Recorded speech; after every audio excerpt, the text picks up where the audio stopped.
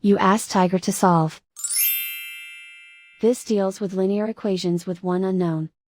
The final result is x equals 2. Let's solve it step by step. Simplify the expression. Expand the parentheses.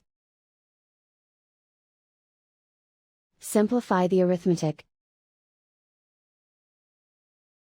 Expand the parentheses.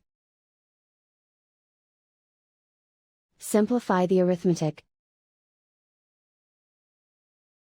Multiply the coefficients. Group like terms. Simplify the arithmetic. Group all constants on the right side of the equation. Subtract 28 from both sides. Simplify the arithmetic.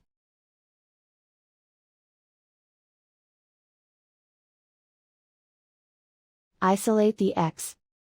Divide both sides by -32. Cancel out the negatives. Simplify the fraction.